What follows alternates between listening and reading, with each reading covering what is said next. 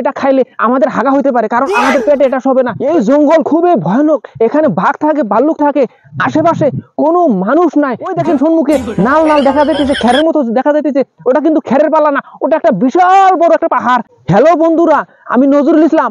আপনারা দেখতেছেন আমি ফাটাফাটি গ্রামের মোটামুটি জঙ্গলে থেকে কালকে বাইরে হয়েছি। এখন আপনাদের জঙ্গলের বাইরে ছোট ছোট জঙ্গল আছে, সেগুলো এখন আপনাদেরকে দেখাবো। দেখেন এইগুলো হলো বট গাছ। এই বট গাছ কবে বড় হবো, এই বট গাছ আপনি জ্বালাইছে। এই বট গাছ বড় হওয়ার পরে অনেক বড় বড় তরমুজ ধরবো, আপনারা পরে দেখতে পারবেন। আমি অবশ্যই আইসা এই তরমুজ গুলো আপনাদেরকে আমি দেখাবো।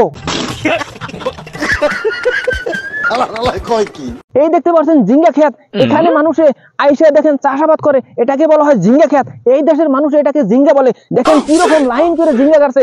এই জিঙ্গা কিন্তু আমরা খাইতে পারবো না, এই দেশের মানুষে খায়, কারণ এই দেশের মানুষে খাইতে পারে। আমাদের দেশের মানুষের এটা রুচিতে সম্মত না, কারণ এটা খাইলে আমাদের হাগা হইতে পারে, কারণ আমাদের পেটে এটা শোবে না এই জিঙ্গা খাইলে, কারণ এই জিঙ্গা মধ্যে অনেক কিছু দেওয়া আছে, সেই জন্য আমরা এটা খাইতে পারবোই না। এই দেখেন এগুলো হলো সোনবাসরা, এখানে অনেক বড় বড় জঙ্গল, এখানে বাঘও থাকে, ভাল্লুকও থাকে, সব কিছু এখানে থাকে। এই বস্তুগুলো যখন বড় হবো, এখানে বাঘ আসবে, ভাল্লুক আসবে, সমস্ত কিছু আসবে, এখানে সব বস্তু পাবেন আপনারা, কিন্তু আমরা আসতে পারবেন না। আমার ক্যামেরাম্যান তুমি দেখাও, সমস্ত কিছু দেখাও আমাদের দর্শককে।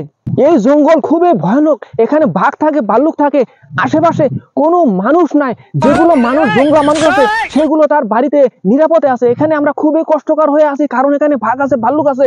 খুব রিস্ক নিয়ে আপনাদেরকে আমি দেখানোর জন্য এই জঙ্গলের ভিতরে মোটামুটি গ্রামের ফাটাফাটি জঙ্গলে আসছি।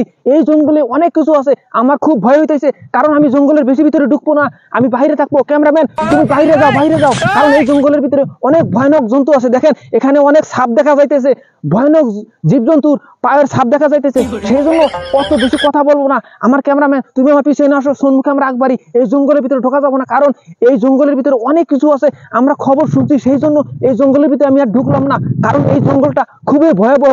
এখানে নির্জন, কোনো মানুষ নাই, কোনো গরু নাই, কোনো জীবজন্তু, কোনো কিছু নাই। এখানে খুব কষ্টকর ব্যাপার, এখানে আমরা কোনো কিছুই দেখতে পারতেছি না। সম্মুখে দেখি কোনো কিছু দেখতে পারে কিনা। ওই দেখেন সম্মুখে নাল নাল দেখা যাইতেছে, খেরের মতো দেখা যাইতেছে, ওটা কিন্তু খেরের পালা না, ওটা একটা বিশাল বড় একটা পাহাড়। দেখেন কত বড় পাহাড়। ওই পাহাড়ের সম্মুখে যা আমরা একটু রেস্ট নিব।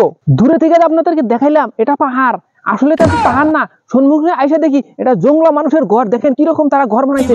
এই ঘরের ভিতরে কোনো নাই দরজা, কোনো কিছু নাই। দরজা হলে একদম উপর থেকে মানুষের তলে নামে ভিতরে বসবাস করে। এখানে কিন্তু দেখেন এই তারা এখানে রান্না বাড়া করছে, দেখেন রান্না বাড়া করে খাইছে। আসলে এটা পাহাড় না, এটা আসলেই একটা মানুষের বাড়ি, এটা হলো জঙ্গলা মানুষের বাড়ি। দেখেন তারা কি সুন্দর করে, কি ডিজাইন করে তারা কি দিয়ে বাস বানায়, একদম টিনের ঘরের মতো করে সুন্দর করে ঘর বানাইছে। দেখেন এই দেখেন তাদের খাদ্য, এগুলো বস্তু তারা খায়, কি সুন্দর। মনে হয় দেখি এটা আমরা খাইতে পারি কিনা। এই দেশের জঙ্গলা মানুষের যেগুলো বস্তু খায় সেটা আমি খাইতে পারি কিনা, দেখি কিরকম লাগে।